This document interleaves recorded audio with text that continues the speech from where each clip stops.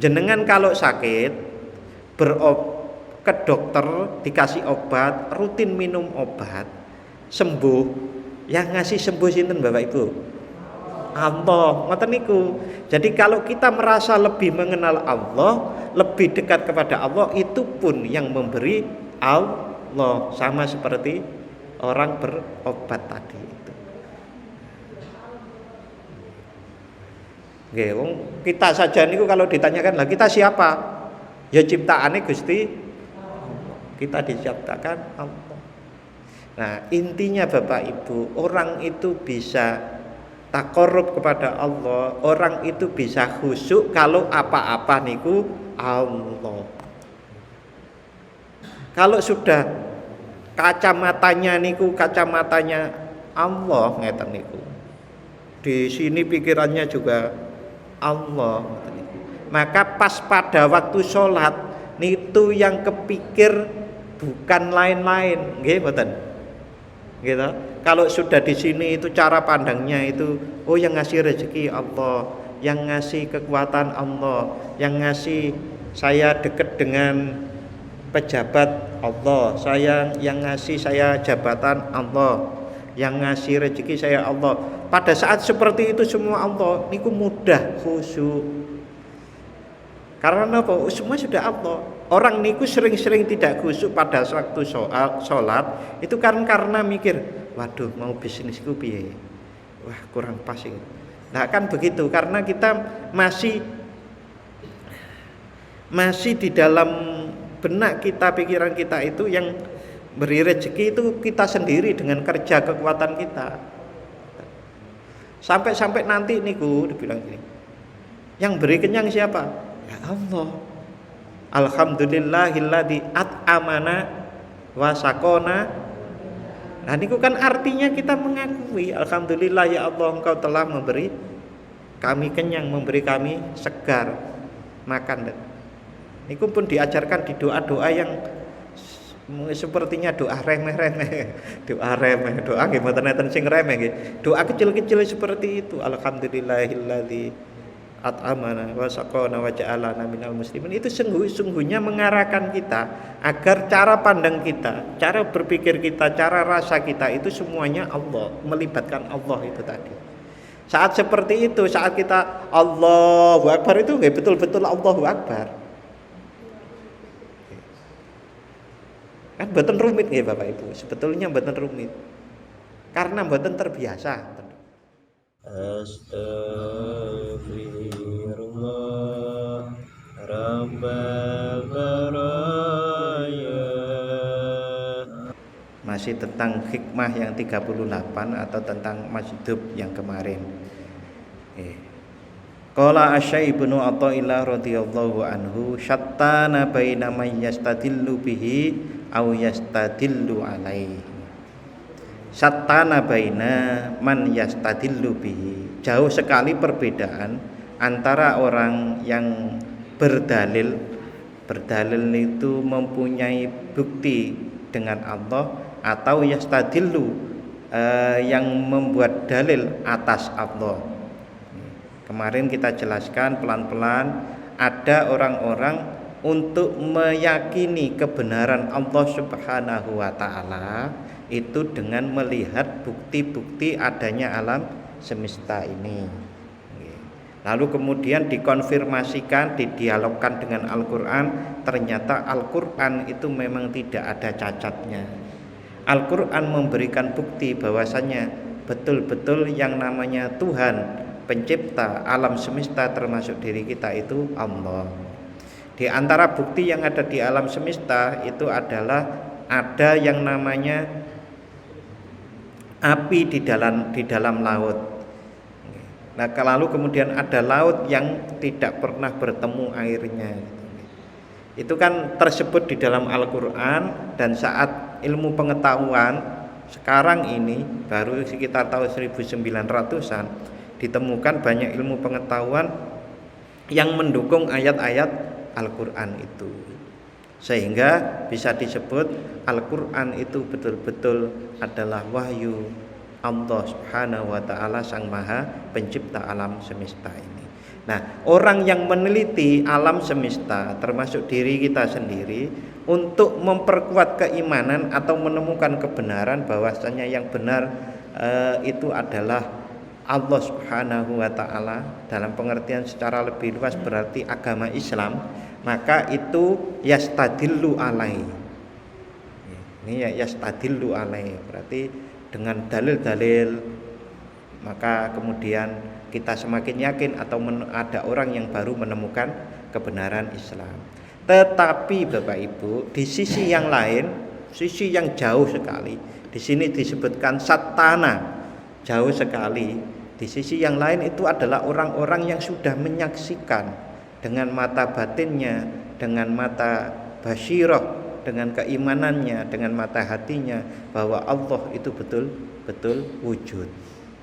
Kalau orang ingin memperkuat keimanannya dengan dalil seperti tadi, kalau ini sudah yakin bahwasanya Allah itu wujud dan Allah itu Tuhan semesta alam, maka mereka tidak membutuhkan dalil-dalil seperti orang-orang yang biasa.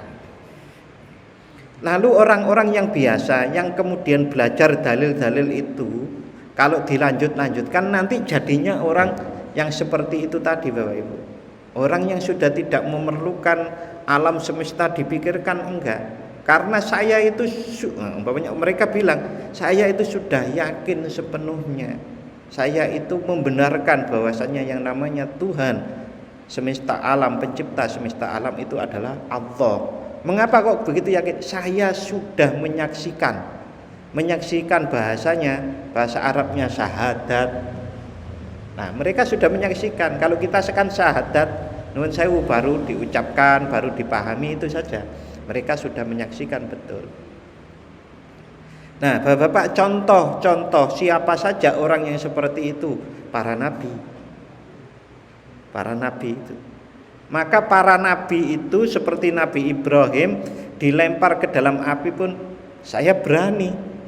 Mengapa? Saya lebih baik memegang kuat keimanan saya, Allah Tuhan saya, mati taruhannya ngoten Bapak. Enten malih Siti Masitoh nggih. Siti Masitoh yang Rasulullah Shallallahu alaihi wasallam pada waktu Isra dan Mi'raj itu kok ada daerah waktu dilewati kok wangi sekali. Nah, ternyata di situ adalah petilasan atau makamnya dari Siti Masito yang pernah dimasukkan bejana, digoreng oleh sama raja zalim waktu itu, sekeluarga. Ya, mereka itu sudah menyaksikan. Lah, proses menuju ke sana itu namanya taqarrub ilallah. Kalau sudah dekat, maka bisa menyaksikan. Kalau sudah dekat bisa mengenal, setelah mengenal menyaksikan lalu mengenal Allah Subhanahu wa taala. Namanya prosesnya itu taqarrub, lebih dekat kepada Allah Subhanahu wa taala. Bagaimana orang bisa dikatakan menyaksikan kalau mereka itu tidak dekat aja enggak? Kita itu kan seakan-akan dekat dengan orang-orang yang kita ketahui Bapak Ibu. Oh, saya dekat dengan Jokowi, saya dekat dengan Anies Baswedan, saya dekat dengan siapa lagi? Pak Mahfud, saya dekat lagi dengan siapa lagi? Satu lagi. Prabowo umpamanya gitu. Saya sebut semua loh nggih. Ben mboten disebut kampanye salah satu ngoten. Nah, nggih Ganjar kan Pak Mahfud. Ngoten. Nah, itu saya kenal. Lah mereka itu enggak kenal kita Bapak Ibu. Lah kita seakan-akan kita mengenal mereka nggak kenal kita. Maka kalau kita itu mengenal Allah, dekat dengan Allah, maka kita akan betul-betul bisa mengatakan saya percaya, saya berani mati untuk mempertahankan itu semuanya. Proses taqarrub itu kalau saya Imam Ghazali dulu. Imam Ghazali menyebutnya ada 5 tahapan. Yang pertama itu al-hifdzu. Al-hifdzu niku sing penting. Syahadat itu piye? Asyhadu alla ilaha illallah wa asyhadu anna Muhammadar Rasulullah. Artinya apa? Lampun sing penting apal ngoten tok Bapak Ibu. Yang kedua niku al-fahmu, setelah al-hifdzu al-fahmu. Al-fahmu itu faham. Nah, kamu menyatakan bahwa saya bersaksi tidak ada Tuhan selain Allah. Allah itu siapa? Mulai paham Allah wujud, qidam, baqa, mukhalafatul lil khawadisi dan seterusnya. Nggih. Nah, setelah faham niku ada langkah ketiganya namanya i'tiqad. Jadi al-hifdzu yang pertama, al-fahmu, i'tiqad. I'tiqad niku meyakini. Nah, keyakinan yang sudah tertanam kuat, lebih kuat lagi dari hanya sekedar percaya. Ibaratnya niku seperti akar terhujam sangat kuat di tanah itu, al-iqon atau keyakinan yang sangat kuat. Lah kalau keyakinannya sudah sangat kuat, nanti bisa at-tasdiq. At-tasdiqu itu membenarkan. Itu seperti perilakunya Abu Bakar As-Siddiq, sangat membenarkan apapun yang disampaikan oleh Rasulullah. Berarti al-hifdzu, al-fahmu, al-i'tiqadu, al-iqonu, at-tasdiqu. Kemarin mungkin saya pernah mencontohkan, kita dengar dari banyak orang yang namanya Ka'bah itu ada loh. Ya kita percaya karena yang ngasih tahu adalah orang-orang terpercaya. Nah, lalu kita paham ilmunya, Ka'bah itu apa sih? Oh, dibangun oleh para malaikat yang ditinggikan oleh Nabi Ibrahim dan Nabi Ismail, kemudian sampai zaman Nabi Muhammad dan sampai hari ini kita paham. Lalu kemudian nonton TV, oh iya ya Ka'bah ada ya. Kita al-i'tiqad gitu. Wah, sampai di Mekah dari jauh masuk Masjidil Haram, melihat beneran itu Ka'bah. Niku al-iqonu. Nah, setelah sampai ke dalam Ka'bah, demek-demek Ka'bah, nyentuh-nyentuh Ka'bah gitu. Nah, niku bisa atas diku, pulang dari sana. Kalau ada orang bilang Ka'bah itu enggak ada gimana? Saya itu udah sampai nyentuh kok enggak ada. Niku atas diku. Nah, kalau keimanan seseorang sudah melalui al-hifdzu, al-fahmu, al-i'tiqadu, al-iqanu, kemudian atas diku, itulah yang kemudian menjadi orang-orang yang disebut tidak perlu dalil lagi.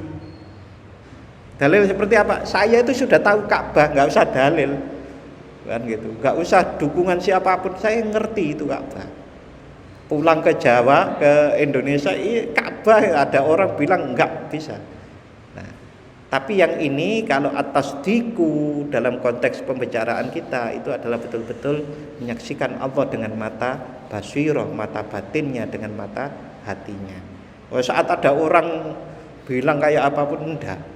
Saya itu sudah menyaksikan Allah itu betul-betul ada. Allah betul-betul Ar-Rahman. Allah itu betul-betul kasih sayang kepada kita. Sering saya ceritakan, lah Allah itu maha kasih sayang kok menyiksa, kan begitu. Kok ngasih sakit, kok ngasih. Sudah sering saya jawab juga bahwa itu bagian dari kasih sayang Allah Subhanahu wa taala. Hanya saja bentuk kasih sayangnya itu mirip-mirip. Kalau kita itu menuturi anak kita, jangan pulang malam-malam banyak gelitih. Katanya sayang, pergi malam aja kok dilarang. Loh, itu loh bentuk kasih sayang. Orang dikasih kesulitan, orang dikasih hukuman itu adalah dalam rangka agar kembali menjadi mulia sebagai seorang hamba. Niku nggih panjang lebar. Apalagi bedanya antara orang-orang yang sudah at-tasdiq, sudah musyahadah, tandanya lagi nggih. Kalau sholat mereka khusyuk, seakan-akan melihat Allah, nggih. Sing dereng niku berarti masih jauh. Ada juga istilah yang lain. Orang kalau menyembah niki saya mau menyampaikan tentang tingkatan-tingkatan ya. Orang kalau menyembah Allah masih karena takut orang kalau menyembah Allah beribadah karena masih ingin kehidupan dunia ataupun terhindar dari neraka, niku masih belum atas diku, itu belum musyahadah. Ada juga orang kalau dinamakan di dalam ayat Al-Quran disebut ada orang zalimul linafsi, ada orang yang muqtasid. Zalim linafsi niku masih sering maksiat banget. Kalau muqtasid niku kadang ibadah kadang maksiat. Kayak kita nggih Pak Bu. Kita kadang-kadang nggih yo nuruti nafsu ngoten nggih, seneng-seneng gak bareng istighfar ya Allah ngapunten gitu kan.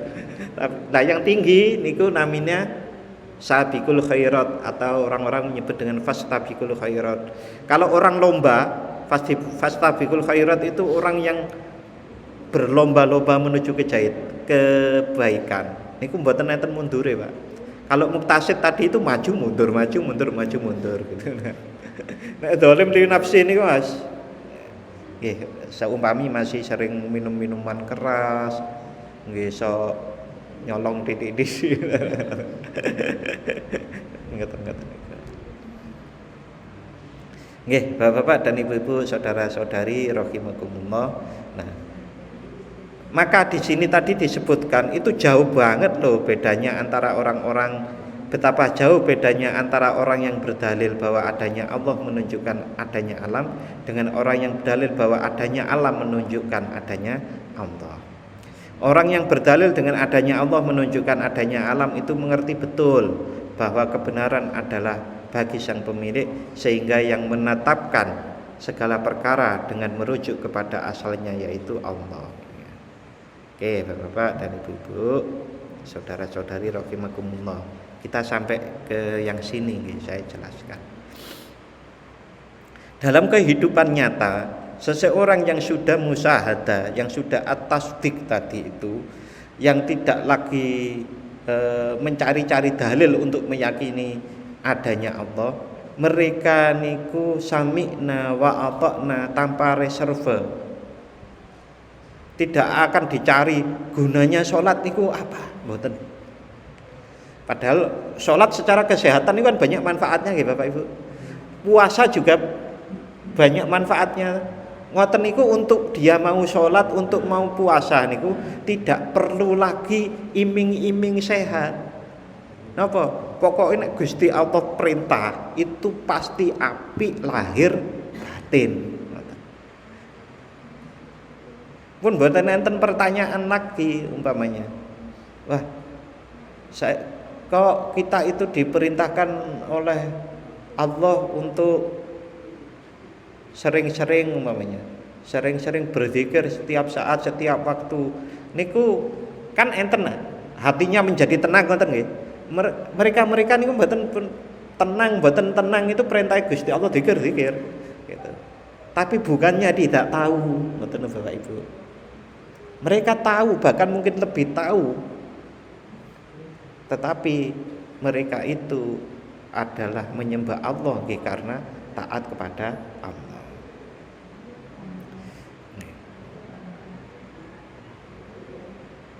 Nah, sementara orang-orang yang di sebaliknya yang masih mencari dalil itu biasanya perilakunya seperti muktasidnya tadi Bapak Ibu. Untuk mau sedekah itu diiming-iming dulu. Engko nek sedekah ganjarane akeh lho. 10. Bahkan sampai 700 kali lipat balasannya. Nah, mereka masih memerlukan itu. Nah, yang parah itu adalah saat nanti sudah sedekah tidak ada balasannya 10 kali lipat maupun 700 niku. Padahal balasannya disisipkan di kesehatan dia, hatinya tentrem, ngoten niku pun bingungi. Padahal kalau orang yang sudah musyahadah tadi itu pokoknya dilakukan. karunia Allah berupa 10 kali lipat atau 700 kali lipat, yang 600 dibentukkan kesehatan, mau sakit nggak jadi umpamanya, itu urusan Allah yang maha bijak. Orang-orang seperti itu. Nah, kalau dilanjutkan seperti Rasulullah lah, teladan kita itu. Rasulullah Shallallahu Alaihi Wasallam niku sampai diperintahkan oleh Allah untuk menceraikan istrinya, ya diceraikan. Diperintah untuk nikah, ya nikah. Kan Rasulullah nggih pernah menceraikan seperti putrinya sahabat Umar bin Khattab niku kan pernah diceraikan Rasulullah. Nggih lah diceraikan. Nggih, apa-apa niku panduannya hanya Allah. Sampai Rasulullah, kisah beliau abasa wa tawalla itu. Abasa wa tawalla itu kan bermuka masam dan memalingkan wajah saat Rasulullah didatangi oleh seorang sahabat yang tunanetra. Saat itu Rasulullah lagi memberikan pembelajaran kepada banyak kaum bangsawan Quraisy, sugih-sugih punya jabatan. Nah, terus datang orang tunanetra, nggih miskin barang. Sudah tunanetra miskin. Nah niku Rasulullah niku mboten purun terganggu pada waktu menyampaikan dakwanya pada kaum Quraisy yang bangsawan itu, terus radi masem wajahnya niku berubah Bapak Ibu. Dan agak memalingkan gitu. Langsung disampaikan oleh Allah, abasa wa tawalla. Kalau Rasulullah niku bukan Rasulullah Bapak Ibu, masa dikasih teguran oleh Allah tetap dicantumkan di dalam Al-Quran, masih disampaikan gitu. Nah itu juga bukti kebenaran Rasulullah, kebenaran Al-Quran itu bukan karangan Nabi Muhammad. Sampai teguran saja masih ditulis di Al-Quran, masih disampaikan. Kan ibaratnya nyampaikan kepada para sahabat wahyu ini, saya habis didukani, dimarahi oleh Allah, kan ngoten toh. Nah, tapi karena memang Al-Quran itu adalah dari Allah, bukan Nabi Muhammad yang mengatur isinya, maka tetap disampaikan kepada para sahabat itu.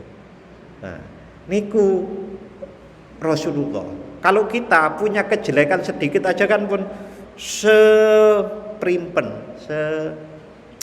serapi mungkin, kalau perlu disimpan, dikunci, diikat lagi agar orang nggak tahu toh. Nah,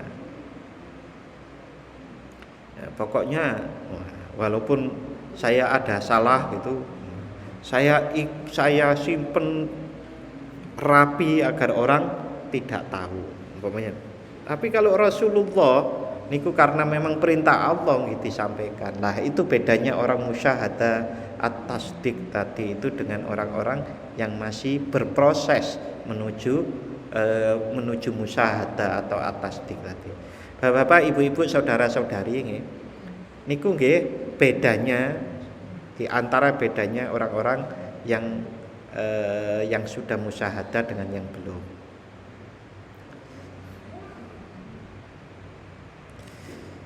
Niki berikutnya, sedangkan orang yang berdalil adanya Allah, menunjukkan adanya Allah adalah karena ia tidak sampai kepadanya.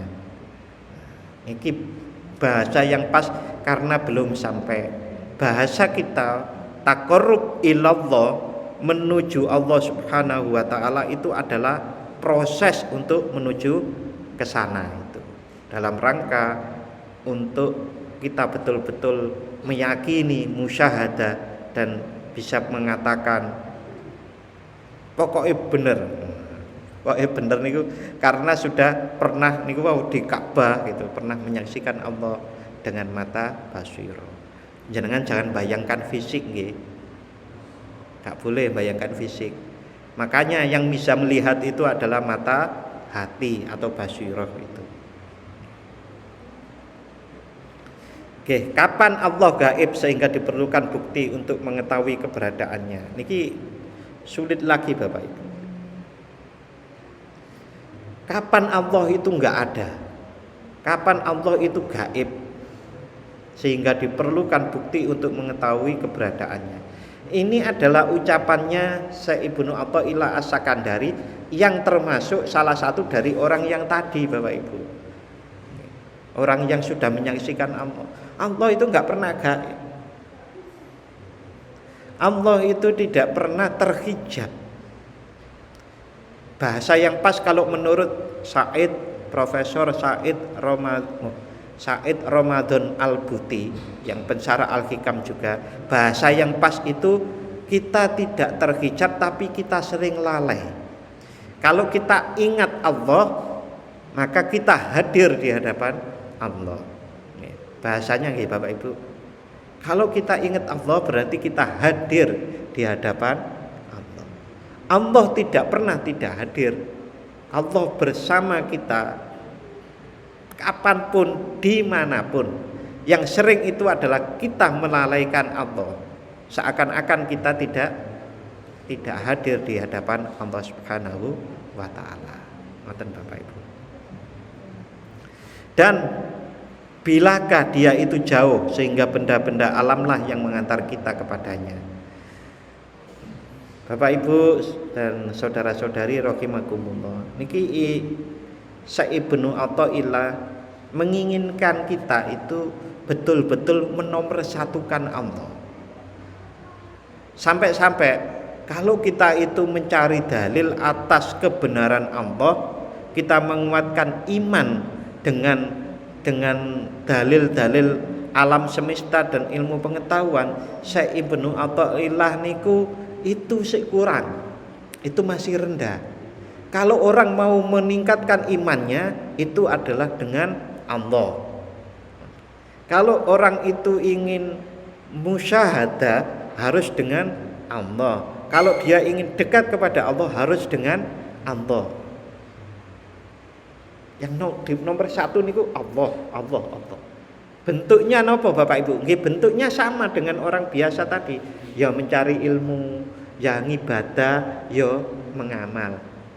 Tapi semuanya ini adalah pemberian Allah, karena la haula wala quwata illa billah.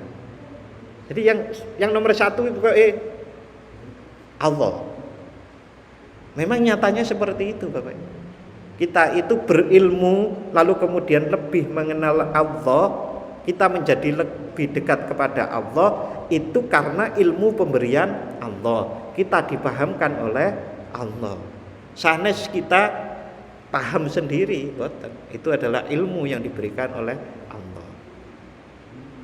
Niku mirip Bapak Ibu, sekali lagi, niki pun pernah saya sampaikan. Jenengan kalau sakit ke dokter dikasih obat, rutin minum obat, sembuh. Yang ngasih sembuh sinten Bapak Ibu? Allah, ngoten niku.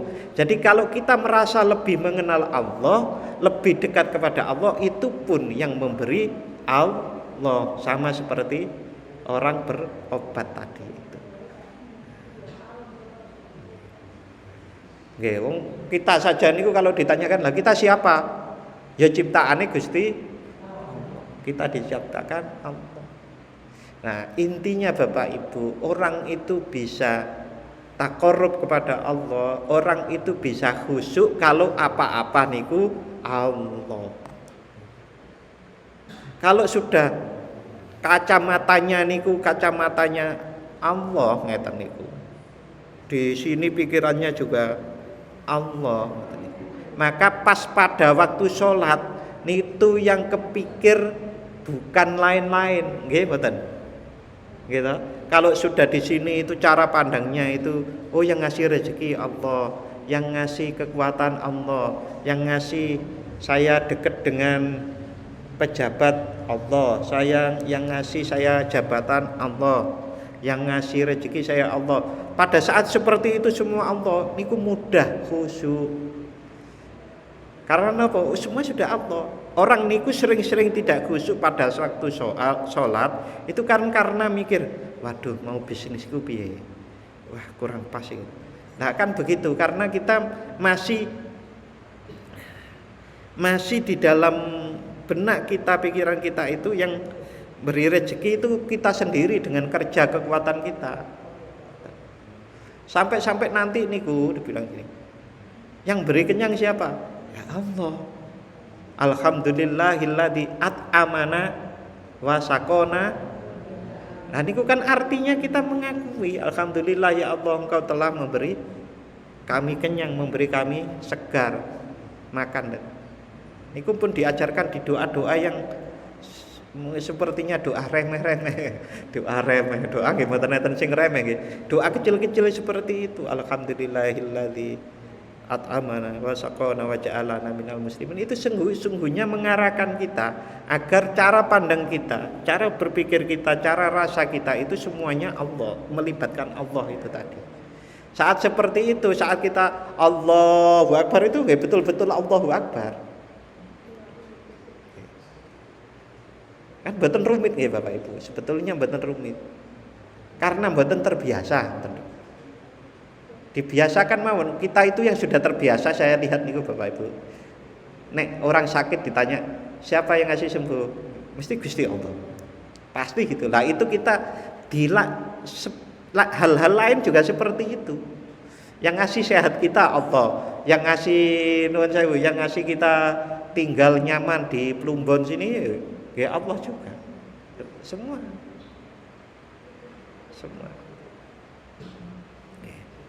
Nah, kalau kita bisa seperti itu, insya Allah saat kita menuju kekhusyuan, niku lebih mudah, lebih terasa. Takarrub kepada Allah juga mulai terbimbing. Nggih, Bapak Ibu, kalau Profesor Muhammad Said Ramadan Al-Buti di dalam menerangkan hikmah ini, beliau memberikan ilustrasi diantaranya seperti ini. Kalau ada buah, kita pasti berpikir pasti ada pohonnya, gitu Bapak Ibu. Kalau ada buah mangga di ruang tamu kita, makanya di ruang tamu kita ada mangga, pasti kita akan yakin bahwasannya pasti ada pohonnya, gitu Bapak Ibu. Nah, itu adalah seperti orang yang mencari dalil, mencari bukti adanya Allah itu melalui alam semesta, belajar dan seterusnya, itu belum sampai. Tetapi kalau orang itu sudah sampai, ini ada pohon buah mangga, wah sudah sampai ke pohon mangganya, kan sudah yakin ini mangganya. Dari mangga inilah tumbuh yang namanya buah, enten buah. Wah, karena saya ini dapat rezeki ini dari Allah. Orang yang ini berpikirnya mboten ngoten. Nggih Gusti Allah memberikan rezeki. Bukan dibalik, rezeki ini dari Allah. Nggih bener niku leres, tapi berpikirnya sudah. Nggih Gusti kula trampi. Pun ngoten niku. Sehingga tidak beda rezeki niku arupi besar nopo kecil. Nggih Bapak Ibu. Karena apa?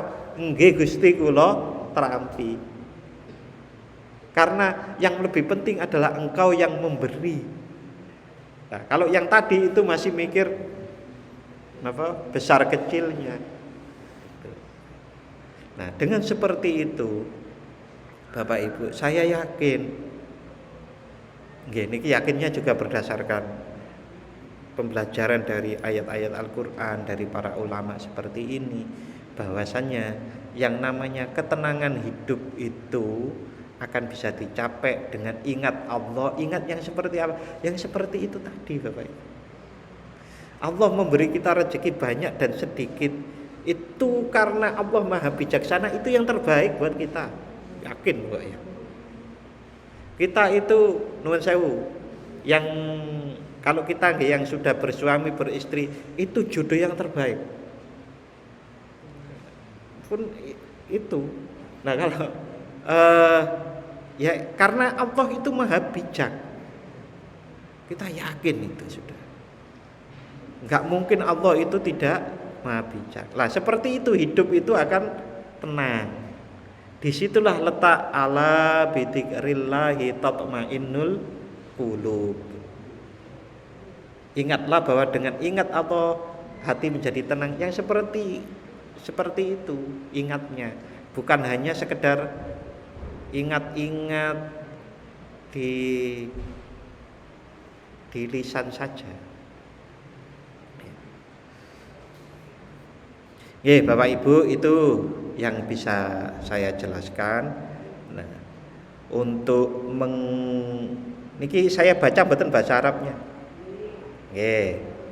Saya baca keterangannya sampun nggih. Al-Mustadillah 14. Nah, sampai ini kemarin. Fal mustadillu bi ghairihi alaihi alal aksi. Fal mustadillu, adapun orang yang memakai dalil, membuat dalil bi ghairi dengan selain Allah, alaihi atas adanya Allah, atas kebenaran Allah, alal aksi itu adalah sebaliknya. Mimma dzukira, sebaliknya dari yang dituturkan di atas tadi. Li'annahu, karena sesungguhnya al-mustadillu bi ghairihi, istadalla itu memakai dalil bil majhul dengan sesuatu perkara yang tidak diketahui, alal maklum kepada sesuatu yang sudah diketahui, wabil adami dan dengan sesuatu yang tidak ada, alal wujud kepada sesuatu yang wujud. Masa memakai dalil kok dari sesuatu yang tidak ada kepada yang wujud?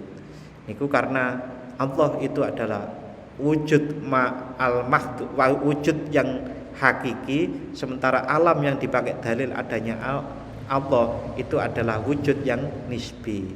Wabil amril khafiyyi, dan dengan perkara yang samar, alat dhahiri terhadap perkara yang nyata, al-jaliyyi yang terang benderang.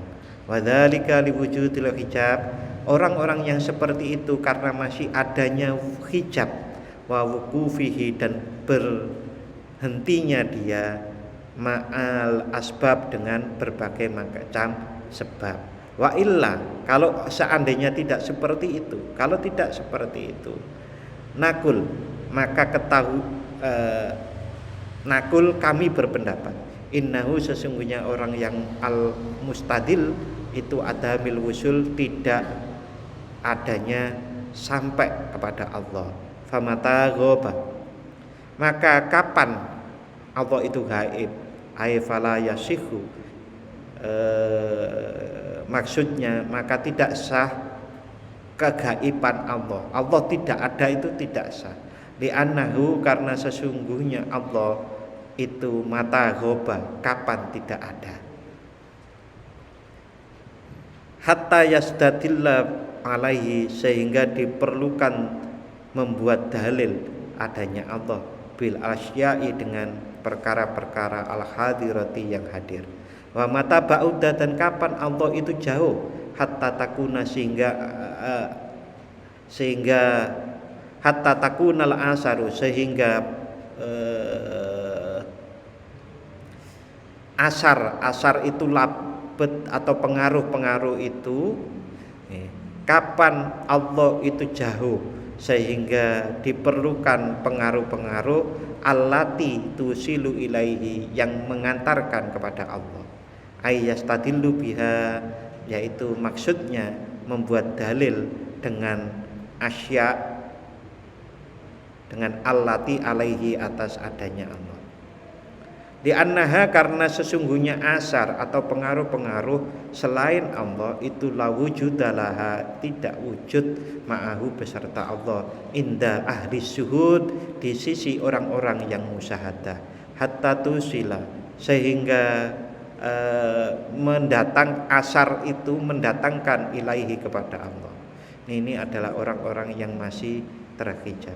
Amal mahjubuna, dan adapun orang-orang yang terhijab, fala yarawna, mereka itu tidak bisa melihat illal akwan, kecuali alam semesta. Wa yastadilluna biha, dan para orang-orang yang terhijab itu mengambil dalil biha dengan akwan alaihi atas adanya Allah, atas kebenaran Allah. Wahum dan orang-orang yang alamahjubun itu kismani terbagi menjadi dua. Ammatun yaitu orang umum, wasalikuna lam yaswilu. Orang yang masih terhijab itu terbagi menjadi dua, yaitu disebut orang awam, dan yang kedua yaitu orang yang belum sampai. Yang satu awam terima dengan keawamannya, yang satu itu awam tapi ingin takorub kepada Allah, tapi belum sampai. Lam yasilu ila maqami syuhud, yang belum sampai kepada maqam musyahadah atau persaksian. Wal muradu, dan adapun yang dimaksud bil istidlali dengan memakai dalil al majdubi. Wal muradu, dan adapun yang dimaksud bil istidlali dengan memakai dalil al majdubi yaitu orang-orang yang jadab, alladzi hasolat lahu ifaqatun, yaitu orang-orang yang sudah berhasil untuknya waras, sembuh. Annahu, karena sesungguhnya khina idin yulahidul ghaira, kalau sudah waras, sudah sembuh, yulahidul ghaira, maka dia memperhatikan selain Allah. Fayusbitu, maka selain Allah menetapkan wujudnya Allah biwujudihi, sebab wujudnya Allah subhanahu wa ta'ala, wa subutahu, dan tetapnya Allah, wa isbatihi, dan tegesi tetapnya Allah. Walaisal muradu, dan tidaklah yang dimaksud annahu, sesungguhnya al mustadillu itu yastadillu, memakai dalil, hina idin, di saat waras bid dalil, sembuh dengan dalil, al akli, baik dalil itu akli, wal nadhari, maupun berpikir mengangen-angen, al fikri, yang bangsa pikiran. Niki akhir dari hikmah yang ke-38. Panjang lebar penjelasannya seperti tadi sudah saya sampaikan Bapak Ibu. Insyaallah minggu depan kita sampai di sini. Liyunfik dzu sa'atin min sa'atihil wasilun. Nah, orang-orang yang sudah muhasafah itu apa yang dilakukan? Insyaallah kita bahas minggu depan. Untuk malam hari ini kita akhiri dengan membaca doa bersama-sama. A'udzubillahi minasyaitonirrajim. Bismillahirrahmanirrahim. Allahumma sholli wa sallim ala sayyidina Muhammad wa ala ali sayyidina Muhammad walhamdulillahi rabbil alamin. Allahumma ighfir lana dhunubana wa liwalidayna warhamhum kama rabbayana shighara. Allahumma sabbit imanana wa nawwir qulubana wa barik lana fima a'taitana wa sallimna fid dunya wal akhirah. Allahumma inna nas'aluka bihusnil khatimah wa na'udzubika min su'il khatimah.